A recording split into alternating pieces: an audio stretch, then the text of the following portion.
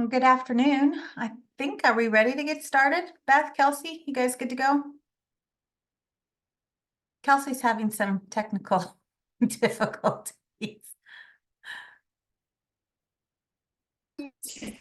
Not really disgruntled, she's just frozen.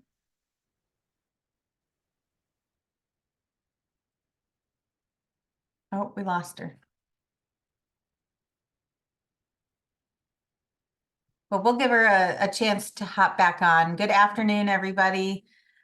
This is our second of two webinars related to Clubs That Thrive. We're really glad to have you here with us this afternoon. This is being recorded, so don't feel like you have to take furious notes. If you miss something, we'll post the recording and we'll make sure these slides are also available to you, as well as the one we held last week. Or if you have coworkers or colleagues that aren't able to attend, they can certainly go back and watch the recording. Let's give Kelsey a chance.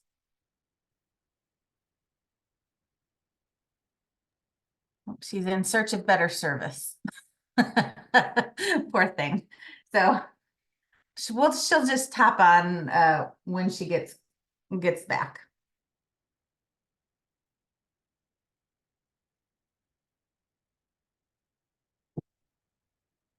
Today's focus will really be central on the concept of relationships.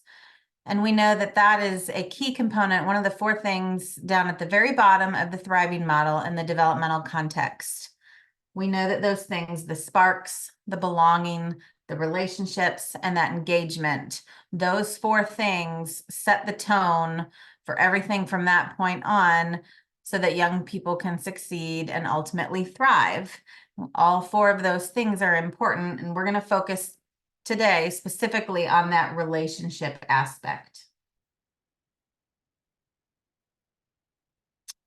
So there's 5 different dimensions. I've got multiple screens here, so if I'm looking over here, it's because my camera is different places.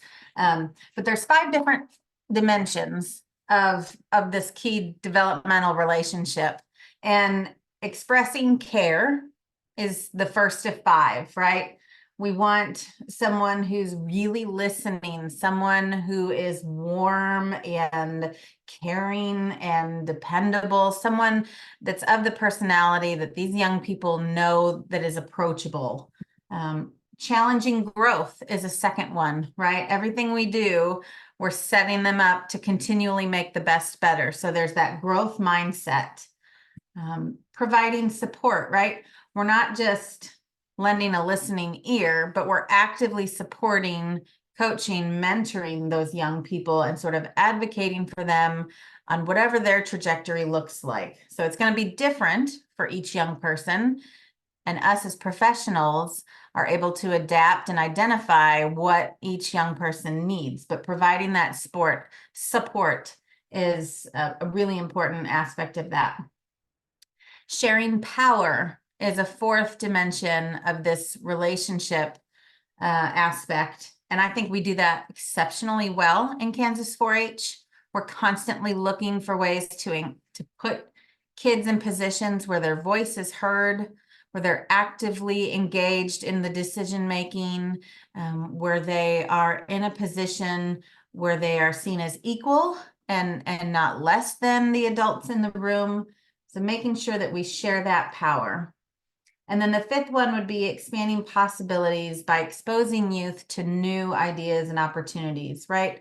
We've always done really well at that in 4-H, exposing them to new things, challenging them to explore things outside of their comfort zone or things that they've been exposed to thus far. We're really trying to that's also sort of lends itself to the potential sparks as well. So there's a little bit of crossover on that one specifically, but those are the 5 dimensions of that strong relationship building.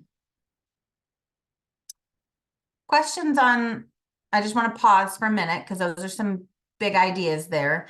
Beth, Kelsey, Sarah, feel free to chime in if you've got something you want to add to that conversation as it pertains to the thriving model.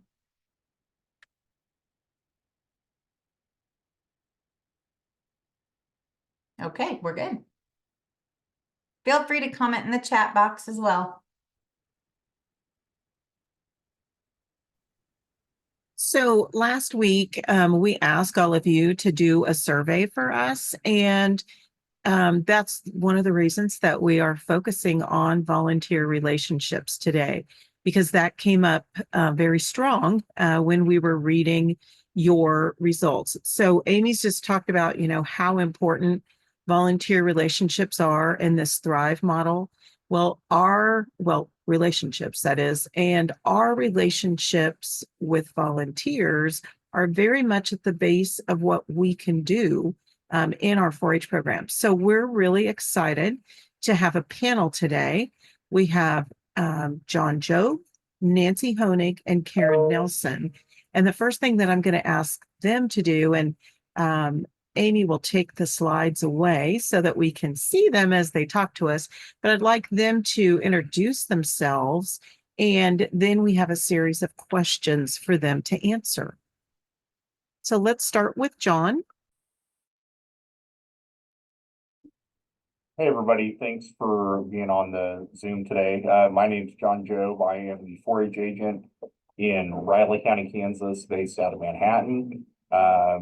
Have been an agent here for just over 10 years, and also am joined today by Brandy, who is our 4-H program assistant. So if I can't answer it, she's usually my right-hand lady, and she can. So she's here if I need assistance.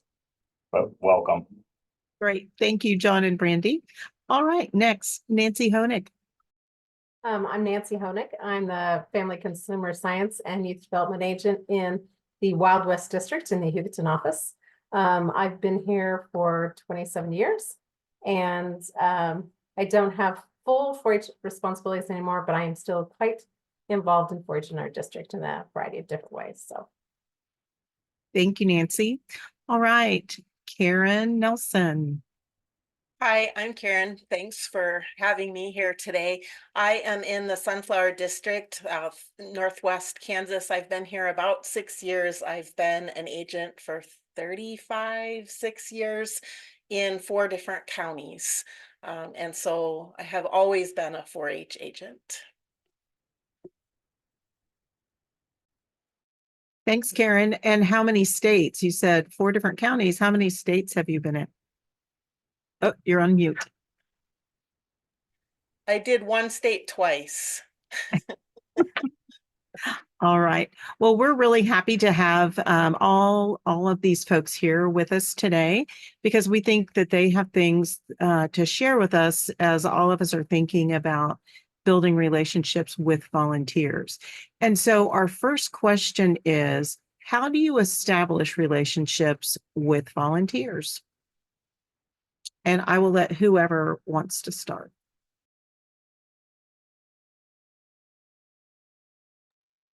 I'll jump in because I was first earlier. good, John. So I think that is kind of a tricky question, because we know that within the 4-H world that volunteers are just rotating often year after year, if not every couple of years. And so I think making yourself not only visible but available, and just to give you a few examples, so in a given year, I am seeing volunteers face to face on a regular basis, usually through, I apologize, very loud sirens behind me. Seeing volunteers on a regular basis, mostly through scheduled meetings that take place before 4-H council. So that would be a meeting with volunteers that are mostly in club leadership roles, if not in some type of succession relationship with clubs. In addition to that, we attempt to do some type of volunteer training at least once a year every winter. But other than that, I would just say making yourself visible within your programming, whether that's going to club meetings. Yeah, that's kind of where we're at. A couple of different things. along with what John said, making yourself available to them. But I also try fairly early on to find a way to get them to help with something specifically. I definitely find that when you ask people, they're, personally, hey, I could really use your, help with this or that, or would you be interested in, they're a lot more willing to do something like that and appreciate feeling, feeling like they can play a role. Along with that though, I always make sure that I personally have myself super organized and super put together for those volunteers. If I ask a volunteer to help me, say, come do a school program with something I need, I make sure that everything's lined up. It's good to go. I'm 110%. They can walk in, they can help, they can walk out. They feel like they accomplished something. And it makes them so much more willing to volunteer again for something because they know that it's going to be an effective and efficient kind of thing. So you do that a couple of times and suddenly they're so much more willing to do things. So finding a way to try to peek a little bit of what they might bring to the table, whether it's they're a club leader or a project leader or, just episodic kind of thing. What can you kind of get from them? And then along with that, I do thank you as one of my biggest things that I do for volunteers all the time. This morning I sat down and wrote 6 thank you notes. Some of them were to 4-Hers that helped with a particular, something extra, and others were a parent that showed up for something I didn't expect and I thanked them for, I make sure I write handwritten thank you notes continually after someone's volunteered for me. And that again builds that relationship that they feel like I'm appreciated, I'm valued, what I've done is important, and they're much more willing to do things for you again. So when I was asked to be on this panel and they said, well, how do you develop relationships with volunteers? I was like, I don't develop relationships with volunteers because I think immediately go to friends, being friends with someone. And I would say I am definitely not friends with my volunteers. I feel that I'm friendly with my volunteers that I work with.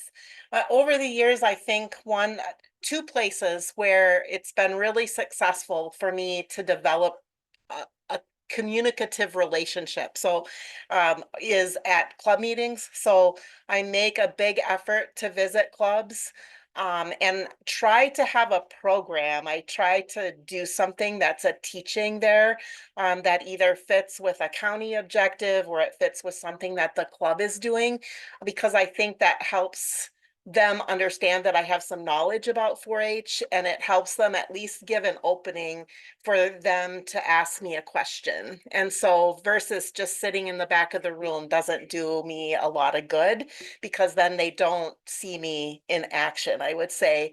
The other thing, fair time is a time, I know that we can tend to be fairly busy at fair. I often take a lot of time and not just with volunteers, but with parents. And my question to them is, what went well this year? How was 4-H this year? And it just opens the door. I guess that's a relationship. I'm opening the door for them to share. And I get a lot of feedback from that. That helps me. What would you like to see different in the 4-H program next year? It's unofficial. It's not at an official meeting. I do that a lot after club meetings if I have an opportunity to talk to old and new families as well, is just say, what's going well? What would you like to see improved? Are you getting to do what you want to do? And then the third thing that I encourage clubs to do is to use the parent, because I think going along with Nancy is getting parents and people involved in our program, getting them to do something and to be involved. And so there are the assessments of what are you willing to help with a 4-H club. And so that works probably better at a 4-H club than in other places. But I encourage the club leaders to do that at the beginning of the year, just so that parents know that there's an expectation that they help with the club.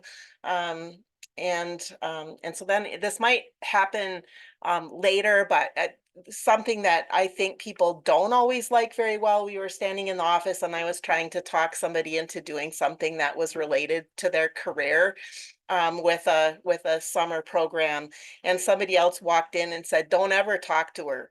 just don't talk to her, because all of a sudden you're going to be doing stuff that you never wanted or thought about doing. She's going to find something that you can do. And so I think that's the other lesson, right? Is not to be afraid to ask. And I think as a young agent, that was something that I was just like, well, if they really want to do it, they'll volunteer. And as I think it was Nancy said, they're more likely to do it if you ask. And then I think, again, that builds that relationship. Wow, I've noticed that you're really good at this. Can you come and do that? And I think our youth are the same, but volunteers and club leaders and parents are the same. I noticed that you do this really well. I'd love for you to be involved. So that's my 2 cents. All right. So our next question is, how do you maintain relationships with volunteers?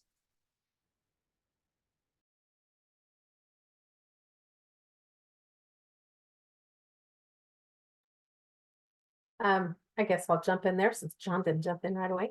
So I think part of that maintaining is you have to check in. You have to pay attention. You have to, check in with them, on a somewhat regular relationship. And I liked what Karen said as far as, I don't have to be best friends with all my volunteers. But they have to know that I care about them. And over the years, I mean, we all have some parents and volunteers and leaders that we find more challenging than others. But I think it's also important as an agent that you show that that caring and empathy and help them understand that your role there is to support them and to support the youth, that we're all after the same thing. And so I think, making sure that you show up for them. And I think one of the things that my leaders know is that I will always be honest with them. I will always try to find the best solutions. It may not always be something that they want to hear, about something, but they know that I am looking for the best solution for everyone, and that I will listen to everyone, and then we will talk it out. And I think, again, that comes with age and experience. As a young agent, that was a lot harder. It was a lot easier to want to jump on one side or the other than to stay in the middle and have that neutral, let's hear it all out, and let's kind of think about the long-term consequences, what this might mean for everybody. Let's get more ears and thoughts into it. But I think that's one of the things they know that I care no matter what. I think that's how I maintain those relationships, is that they know that I'm there for them, whatever they need.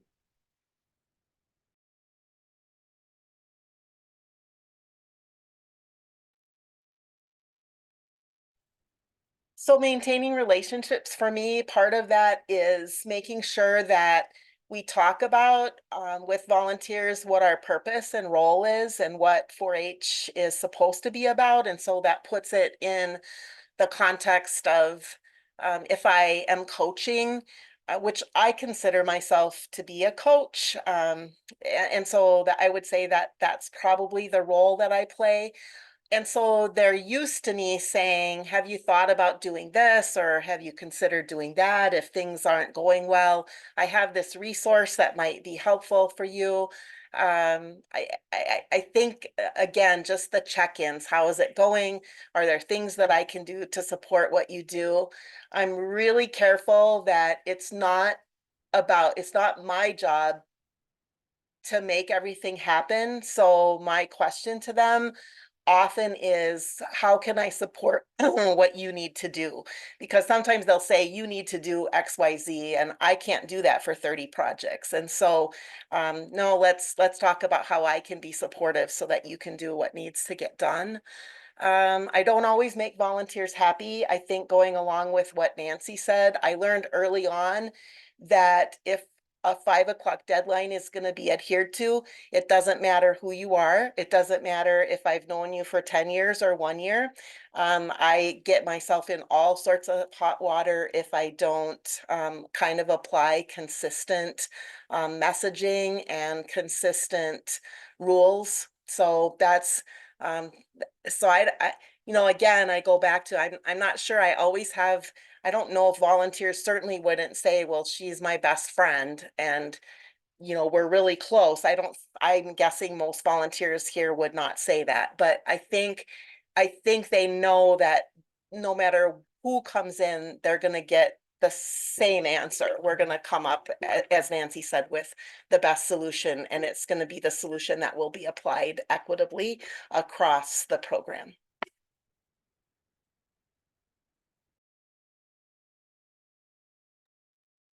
And, to echo both what Karen and Nancy have said, one thing Nancy said that kind of caught on is, unfortunately, or maybe fortunately, it's sometimes not until down the road in your career, once you've kind of developed yourself and developed your reputation within your county or district, that you become someone that people trust, especially your volunteers. And so I think that's probably one of the biggest things that I have found later on, after I've been in the system for a number of years, is that my volunteers know that they can trust me, and they have seen me in action working with youth in our county. And so know that I'm a capable youth development worker. The other thing that probably should be mentioned is that there is an accurate and timely dissemination of information within our county. Typically this happens, I would say, mostly in email form. So if there's, a new rule or a new policy or something that we're wanting volunteers to do, that information is being passed along. And then lastly, that volunteers always know within our county that they can, again, I said that Brandy was on this call, that they can always contact us. I happen to be one of those agents, and again, maybe this isn't always a positive, but I will answer a phone call or a text at any time. And again, that's not always healthy. So if there's young agents on this call, set your boundaries. But volunteers across the county know that I am someone, as a question or concern or problem comes up, that you can contact me at any time. And volunteers certainly know that they can contact our office at any time and get a straightforward answer. So I think that consistency and reliability, both as Karen and Nancy mentioned, is so huge, that we are a trusted base for anything that may come up.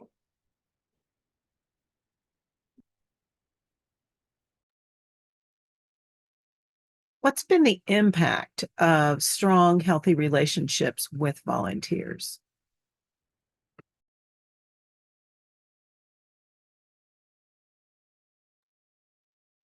I would say, John just mentioned trust. I think that's one of the biggest things is I feel like I have a strong trust with my volunteers, which is really important.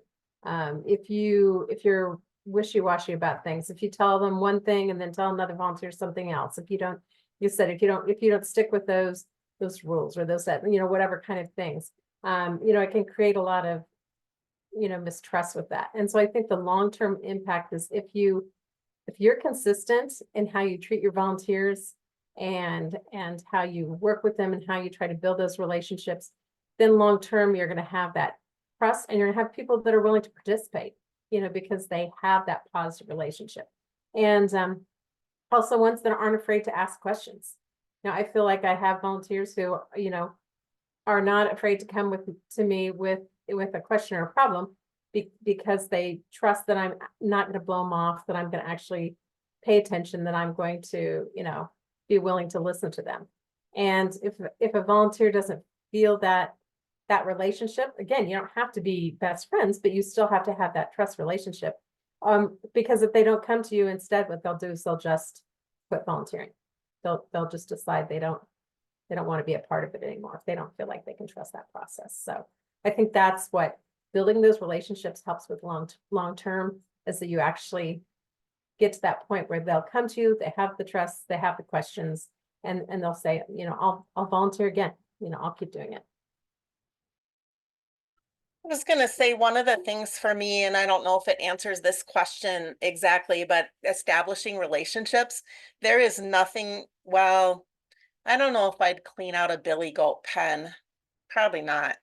But there's really not much that I wouldn't do that they're doing. And so I'll pick up the broom, pick up the shovel, scrape dishes, whatever it is that's going on. And so I think that's part of it too, is that I put away tables and chairs just like they do. So not an expectation that I am different than the volunteers. And so I think that that is probably important. And I think that helps to build a relationship and a rapport with them and going back to the trust, the impact of strong, healthy relationships with volunteers and paying attention to what they're good at means that I am able to call on them to do things that perhaps I don't have knowledge to do. And so, and then really appreciating and pointing out, wow, that's something I could never do because I don't have that subject matter knowledge. And so with Nancy, that thank you. I'm not very good about writing the notes. I should be better. I used to even have stationery and I just didn't do it. I'm really likely to send a text message. You did really well at this. I'm really thankful that that you were there to deal with that or to handle that. After club meetings, I noticed that this was something that the kids really enjoyed. And so paying attention to what goes well and giving them those kudos, I think is important. It reinforces that you appreciate their skills and and then if you have a coaching that needs to be done on the other side, that wasn't so, perhaps something didn't go so well. How can we fix that in the future? So it makes it a little more palatable because you want the good and with the necessary coaching.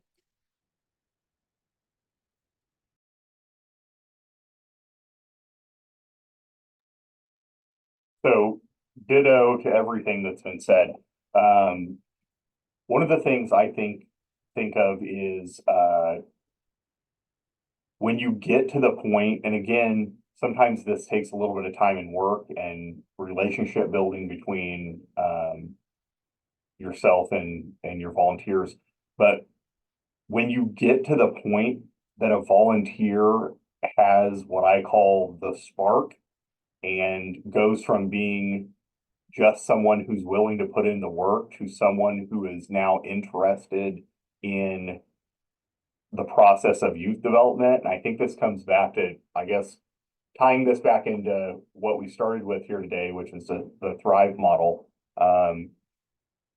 I've had volunteers that have been in the system for a number of years and keep on, and finally get to the point of like, they start to understand, I'll use the word again, the spark of youth development, and they kind of catch the bug, they get it, and they're like, whoa, this thing is way more powerful than I ever even thought.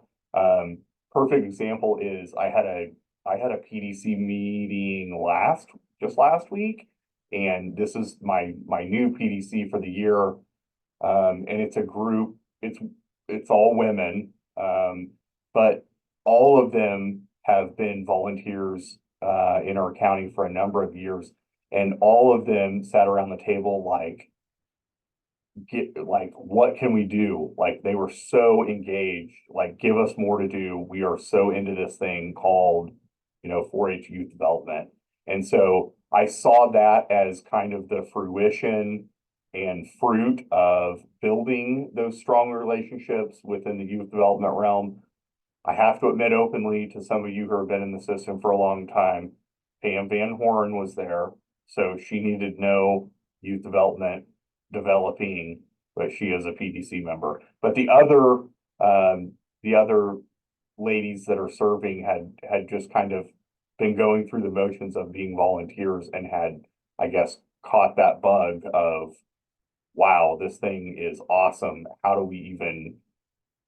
What's next? How do we go about being better youth development volunteers? And to me, that is a sign of strong and healthy relationships with a volunteer corps.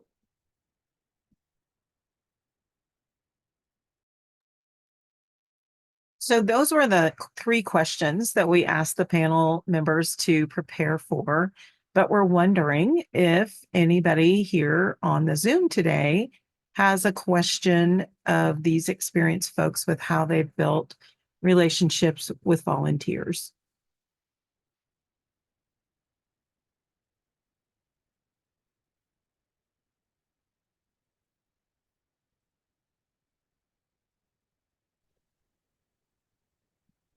I've got one, and I'm not going to turn my camera on because I'm sitting in the vehicle and my phone got hot and it kicked me out a minute ago.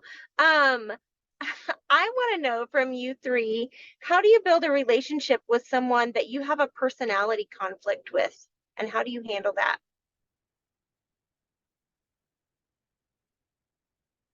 That's a really good one.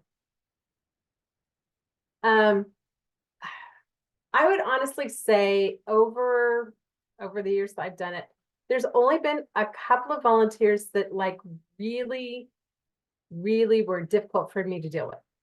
And we kind of had an agreement in my office that the other agent would take that particular person when they came in, if at all possible. Not that I wouldn't, but just knowing that certain people can really, rub you wrong or things like that. That they just knew that like they could be the one that would step in and just kind of, oh, what can I help you with? And then, I could be that second person that they kind of took lead, I guess, on some of those. But I think part of it is you just have to get past the fact that people can be really challenging, because there will always be the next one. I hate to say it, but there have been times I'm like, oh, I can't wait till this family is done or this volunteer is done. But then it's like, you know what? There's a new one. So there's always gonna be those couple of people that are more challenging. And that's just part of it. I mean, we're all human and we're all gonna have different people that maybe we don't connect with as well and are more challenging to work with. And so I think if it's kind of an understood thing, if you've got a support person, maybe a program assistant, maybe another agent, maybe your office professional, somebody that kind of can be the one that goes, okay, I know this is one of those people that's really challenging for you. So I'll try to jump in and, take as much of that as I can to kind of, prevent those things. That's how I've kind of handled it over time. I would say for me, there haven't been too many over the years, and the ones that are difficult, sometimes most difficult for me, are the ones that I'm scared of. And so honestly, there's some volunteers that just they're just scary to talk to. And so once I calm myself down, I always try to come up with a couple things that they do really well and focus on those things, and then just make myself talk to them. And surprisingly, while they never become my favorite volunteers, often I end up with a really good working relationship with them. If I can focus on a couple of those good things and work through that in my head, then they become not so scary. And they weren't scary at all. It's just that I perceived them that way. I don't know if that helps with that question or not, but.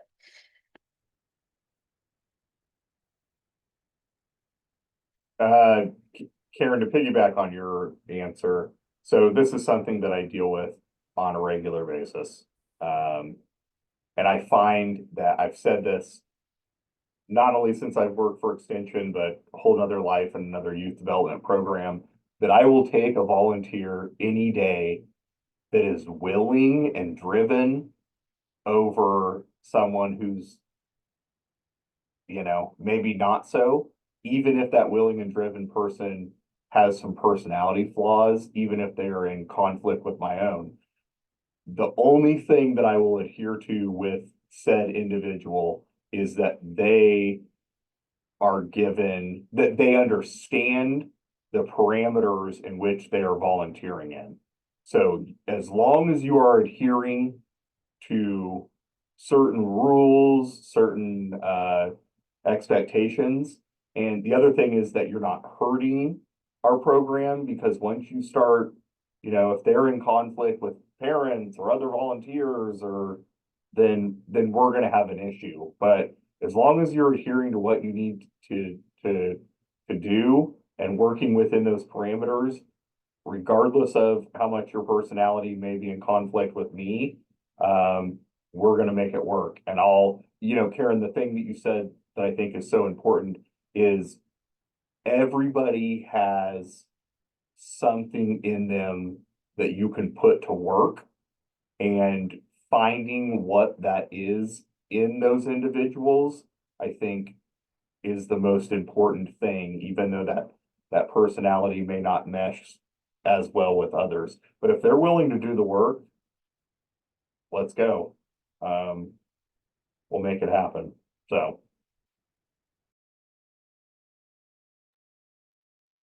I think you can all see why we chose these three people to help us on a panel today because of their vast experience.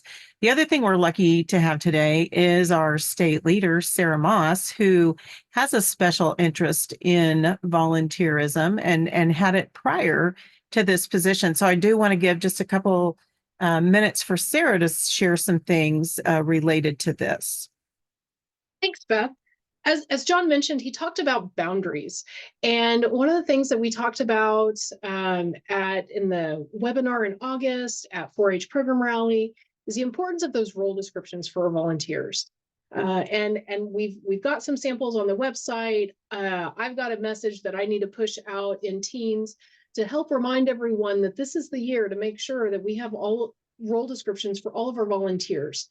Now, does that mean that if you have 10 organizational leaders or community club leaders that lead your clubs, that you have to have 10 separate ones?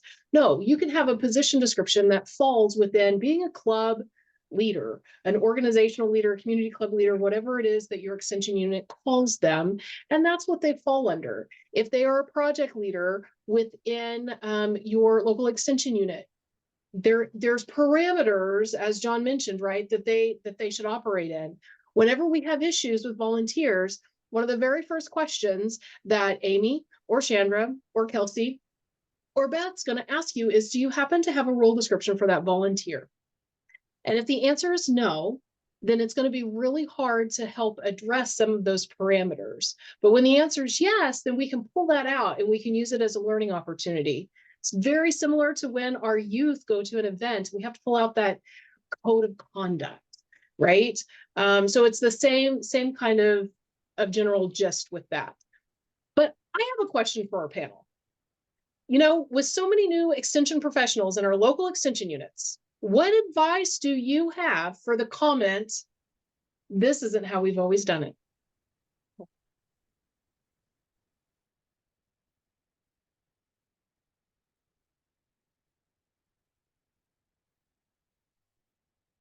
I am going to say that everything that I do is based in positive youth development. It's based in policy. It's based in best practices. And so this is not the way we've always done it. I acknowledge that. And that doesn't mean that there's not a different way to do it. And so the reason that we're doing it this way, if it's me who's changing it, is because of XYZ. And if I have that well thought out and I understand why I am making that change or recommending that change, rarely do I have people who can come back and argue with me. They don't like it always, but there's a reason why it's being changed or it is different. Did that answer? If I don't have that answer, I probably shouldn't be making the change.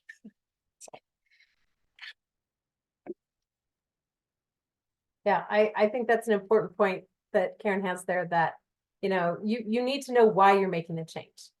Is it just a random change? Is it a needed change? Is it a new policy? What is the reason behind it? It may be like, well, when I grew up in 4-H, this is how we did it. And so now that I'm an agent, I want to do it this way. Well, that might not always be the best reason, so you really need to know why it is that you want to make that change and what the positive aspects of it, and be prepared for there could be some, negative consequences that come from it too. But have it well thought out what you want to say and what you want to do. And if it makes sense, like she said, people will eventually go, oh, well, I guess that wasn't a good idea. That did make sense.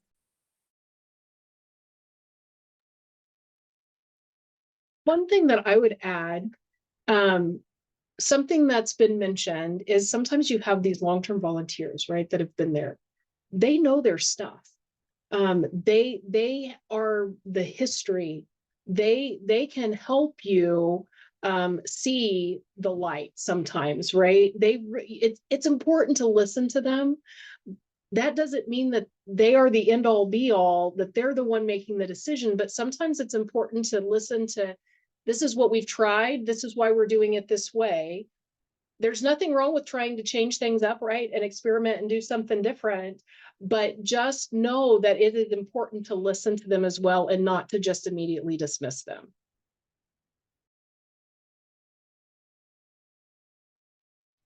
I would say, and this is my fourth county, I would say my rule when I come in for myself to a new position as a 4-H agent is that unless it is unsafe, unless it is clearly not following a policy, unless someone's going to get hurt or die, I sit and watch for the first year. I ask questions. Why are we doing it this way? I really make very few changes that first year because I need to develop that trust, that relationship with people, have an understanding about and ask that question, why do we do it this way? Is there a reason why we do it this way? Has it always been done this way?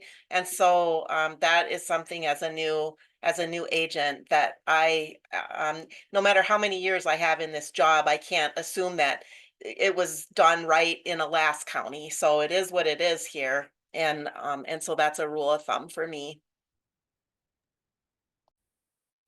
Gavin has a good question in the chat. How do you work with a volunteer who can be helpful, but is stuck in the routine of doing the same old, because that's the way we've always done it?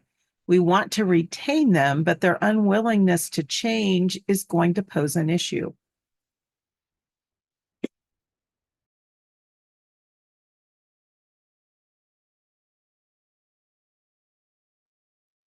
I'll jump in and this isn't a end all be all answer, but I think there's a very powerful message that comes across when you start talking about we, and I'll explain what I mean by that is when you have volunteers like that that have maybe been in the system for a long time and they're used to doing things the way they're used to doing things. When you talk from the standpoint of we as a state system or we as a national youth development program are moving in a specific direction and we need you to be on board with that, or that is the way we're progressing. I think the invisible we is a little more powerful than you standing there as an individual agent trying to explain yourself why they should be doing something different than they've been doing for the last 25 or 30 years. Like, are you going to stand there and explain to that individual volunteer why they should change their ways because of the 4-H thriving model of youth development? It's not going to go anywhere. But if you say that we as a system are progressing in this particular direction, I think that has some weight behind it. And that's something that I've used over the years with volunteers, is letting them know that we are a ship that is moving in a particular direction and either get on the ship or get off the ship. And it just is not so isolating. You don't have to be that solo individual trying to explain developmental community youth development to said volunteer. Make it bigger, make it a bigger picture to them. And again, at the end of the day, I know we want to retain all our volunteers and we certainly hate to lose institutional knowledge, but you know what? This is the way that things are progressing. This is not 1995. So if you want to do things in the 1995 way and you're unwilling to change, then maybe it's time for you to step away.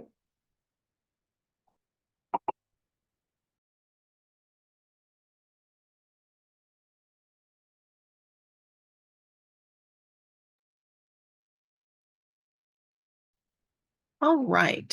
I don't see any more questions. I do want to say thank you to our panel for being here today and really sharing this great knowledge with us. So I think that we'll have Amy pop the slides back up and finish the rest of the webinar.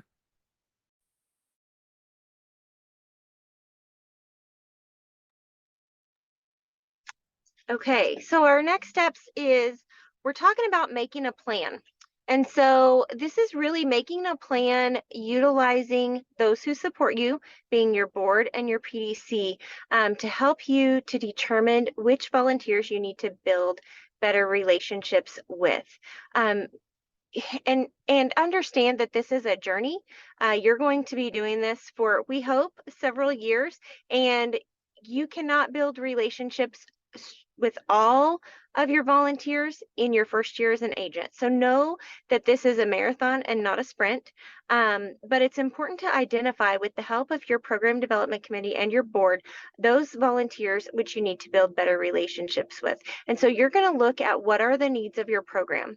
Some volunteers that you might consider would be your community club leaders, your county or district-wide project leaders, your fair volunteers, or are there other volunteers within your local unit? Do you have an ambassador sponsor or a junior leader sponsor?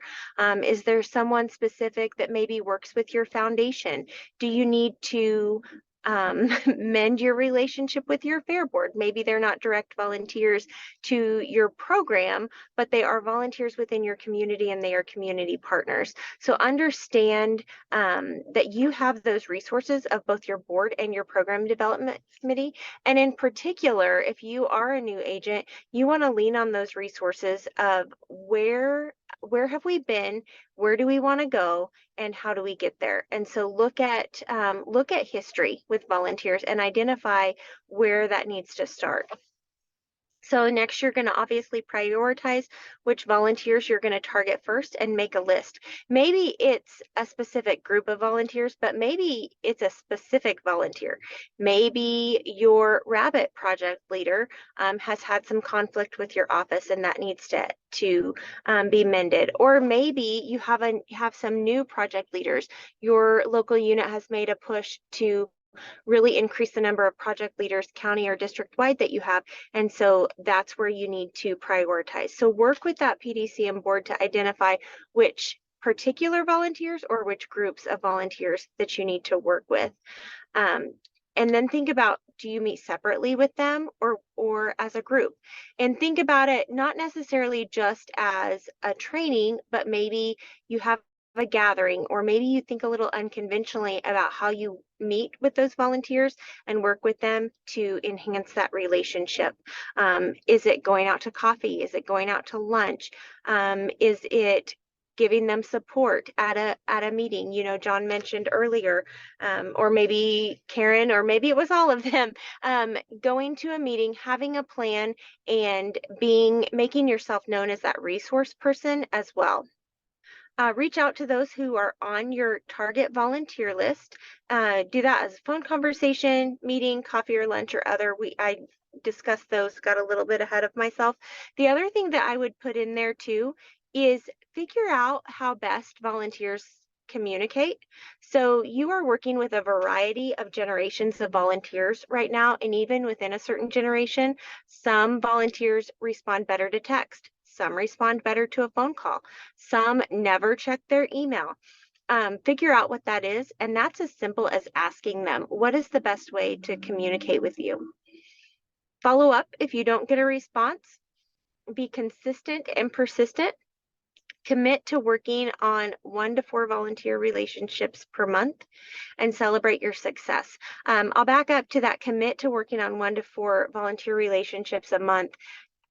It may feel very strategic and very planned out initially, but as you begin to work on this and cultivate those relationships, it's going to come more naturally to you later on. You know, maybe right now you are specifically putting down on your calendar, call this volunteer on this day, have lunch with this volunteer on this day, meet with this group of volunteers on this day. And so it might feel very methodical and very planned out in the beginning, but I promise you, the more you practice it, the easier it's going to be and the more natural it's going to feel.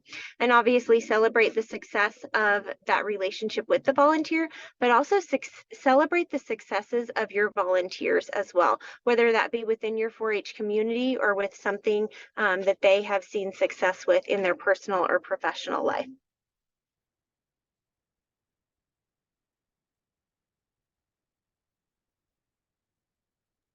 I think we're ready for the next slide. Just gonna pause for questions.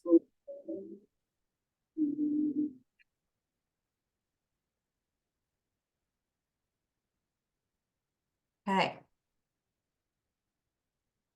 So as we think about our action steps that Kelsey visited about, I think we put that in the context of relationships and who needs to be on board with this. And the first thing we think is the conversation needs to happen with your board and your PDC, right? They need to understand the importance of developing and nurturing these relationships with your volunteers.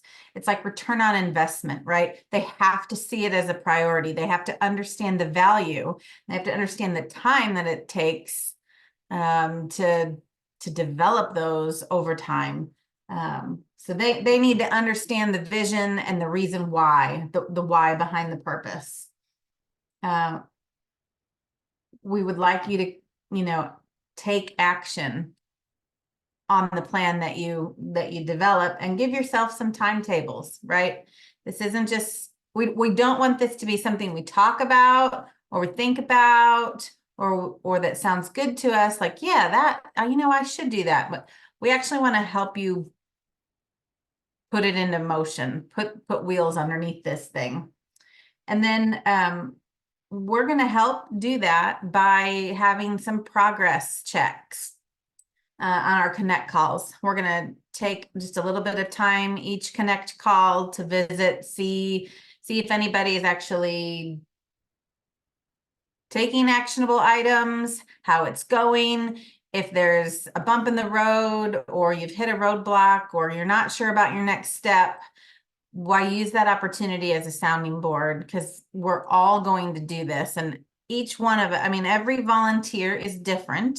And so every relationship is slightly different. There are little nuances, and we can certainly learn from our colleagues across the state when we all go about doing that. So know that moving forward, our Connect calls will feature a little bit of time just to sort of check the temperature or gauge the progress on some of these steps. We don't want it to be a thought today and gone tomorrow kind of a thing.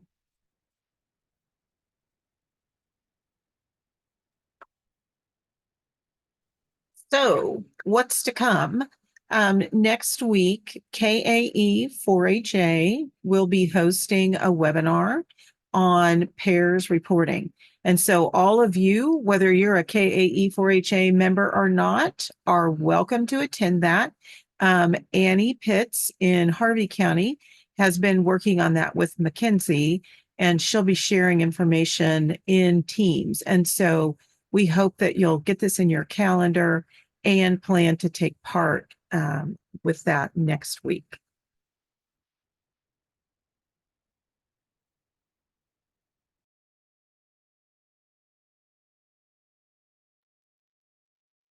Any questions from the general audience?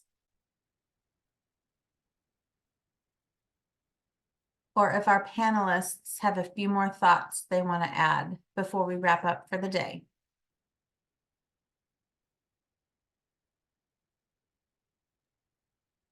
Sometimes I think it's, this seems so obvious or so basic. It's not like complex, but it's difficult at the same time. And it takes intentionality, right? So, I just think it's so easy to get bogged down into the details and the coming and going from this and that. And really, at our core, we're all about developing relationships. Yes, with our young people, but even more so with our volunteers who make the magic happen, right? So I was always gonna good to get be back just intentional. a little bit, if you don't mind, to Gavin's question. I think it depends on what level it's at that that volunteer is stuck in the same old, same old. There are times actually is to consider what level is that issue at? Is it your foods leader who maybe could do a little bit better job of actually teaching appropriate things? Is it at a county weigh-in process level? Is it a policy thing that isn't going right? Is it your shooting sports program that isn't following the rules that they need to follow? And so sometimes it's a coaching issue, and sometimes for me, it's a policy issue. So I need to figure out, is that something that our 4-H council needs to address? Is it something that PDC needs to address? Is it something that our district board needs to develop a policy around to address it? And so again, going back to what John said, is it doesn't have to just be me standing there between what needs to happen and that volunteer. Sometimes there are actual things that can be done with that, but I have to be concrete in my head about why it needs to change and at what level it needs to change. Perhaps that helps.